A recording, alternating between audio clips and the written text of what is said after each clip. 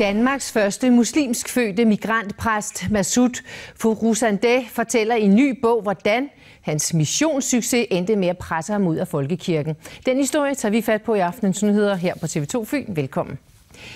Dåbsforbud, verbale overfald og en deltidsstilling som sognepræster blev trukket i land. Det er nogle af de oplevelser, der bliver gengivet i bogen Den forbudte dåb, sandheden om Massoud-sagen.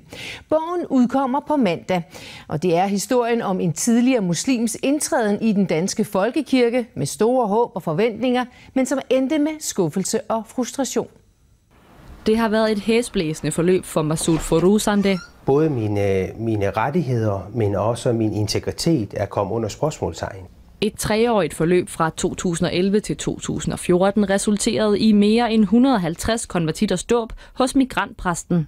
Det var en af Danmarks mest vellykkede projekter, da vi startede i 2011. For der har selvfølgelig været nogle bump på vejen, men det har ikke betydet, at der ikke har været fremdrift i det. Og bump på vejen, det kom der. Succesen vendte hurtigt for Massoud Fouruzandeh. Jeg har fået dåbsforbud, at jeg ikke måtte døbe muslimer, som ikke lige med det samme melder sig ind i folkekirken. Dem man døber, de bliver medlem af folkekirken. Og det er ikke nogle regler, jeg har fundet på. Det er nogle regler, der gælder generelt. Og de gælder selvfølgelig også for Massoud, som er ansat i folkekirken. Det er en af de hændelser, der har ført til bogen Den forbudte dåb. En bog, der skal skildre forløbet mellem den ordinerede migrantpræst og folkekirkens top. For ifølge Massoud Fouruzandeh og hans bisidder Torben Bramming er der tale om benspænd fra Fyns Stift. Heriblandt også et retorisk overfald fra en kollega kort tid efter Massouds ordination.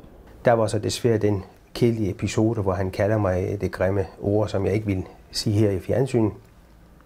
Og allerede derfra kunne jeg godt mærke, at der var en lidt ulmende, hvad skal man nu kalde det, modstand og nærmest konkurrence. I bogen beskyldes biskop Tine Lindhardt for ikke at gribe ind, men det har hun en forklaring på. Når der rejses en så alvorlig anklage, som Massoud rejser her mod en kollega, så forventer jeg, at man rejser det som en egentlig klagesag, og det har han ikke gjort. Efter urolighederne i folkekirken sidder Massoud Fouruzandeh med et spørgsmål til toppen. Kunne vi ikke være en lille smule rummelige? Jeg synes, vi har i hvert fald mulighederne for det. Hvorfor skal vi være så små i sko, når det handler om mission blandt muslimer? Men også så er vi så rummelige, når det handler om dialog med imamerne og fælles gudstjenester med imamerne og alt muligt andet. Jeg synes, det er rablende galt, det her. Men de små sko, Massoud Fouruzandeh ser, dem må han selv prøve at udvide, lyder meldingen. Man er meget velkommen til at forsøge at ændre de regler, der er, og det kan man jo altid gøre.